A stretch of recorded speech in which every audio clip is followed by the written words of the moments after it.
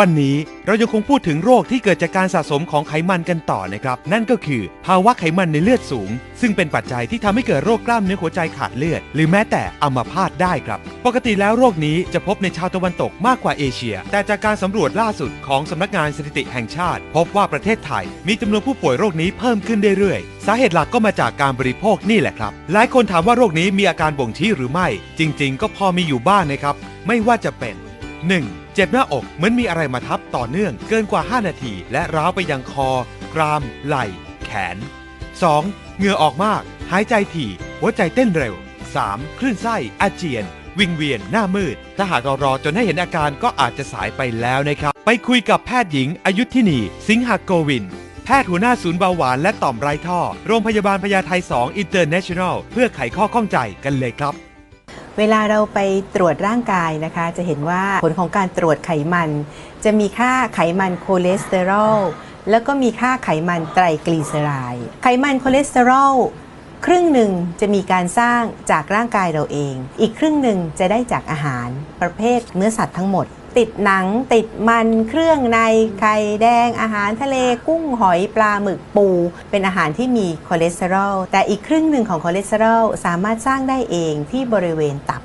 คอเลสเตอรอลก็แบ่งออกเป็นตัวดีคือ HDL จะเป็นคอเลสเตอรอลตัวเล็กๆอันนี้สร้างจากตับกับตัวไม่ดีหรือ LDL ตัวนี้ราคาที่ทำให้เกิดปัญหามันจะไปพอกจับที่หลอดเลือดนะคะเหมือนกับเป็นตะกรันของท่อน้ำถ้าเกิดมีตะกรันมากๆท่อน้ำมันก็จะตีบนะคะเลือดก็จะไหลเวียนไม่ได้นะคะถ้าภาวะหลอดเลือดตีบนี่เกิดที่หัวใจก็จะเกิดเส้นเลือดหัวใจตีบเกิดที่สมองก็เกิดปัญหาเรื่องเส้นเลือดที่สมองตีบโดยทั่วไปนะคะถ้าเป็นสมัยก่อนเลยเนี่ยเราจะบอกว่าโอ้ยเดี๋ยว40 ปีแล้วค่อยตรวจแล้วกันนะคะแต่ปัจจุบันเนื่องจากที่ว่าลักษณะค่านิยมในการรับประทานอาหารนะคะจะแตกต่างกันมีอาหารทอดอาหารมันนะคะอาหารตามสั่งอะไรเยอะแยะไปหมดเลยเขาก็แนะนำว่าถ้ามีปัจจัยเสี่ยง20 ปีก็ตรวจได้แล้วนะคะหรือเข้าเริ่มทำงานใหม่ๆก็ตรวจได้แล้วปัจจุบันนี้เราเอาคอเลสเตอรอลตัวรวมต้องไม่เกิน200 LDL เนี่ยเอาสักประมาณ100การรักษาคอเลสเตอรอลอย่างที่บอกเป็นโรคของการกินการอยู่ที่ผิดวิธีสามารถป้องกันได้อันนี้ดูพฤติกรรมเป็นหลักนะคะและปัจจัยเสี่ยงด้วยกันได้เพียงเลือกทานอาหารที่มีประโยชน์ต่อร่างกายแต่ถ้าหากหลีกเลี่ยงไม่ได้ที่จะต้องทานของทอดของมันการเลือกน้ำมันในการทำอาหารจึงเป็นสิ่งสำคัญเพราะน้ำมันบางชนิดอาจทำให้คอเลสเตอรอลสูงได้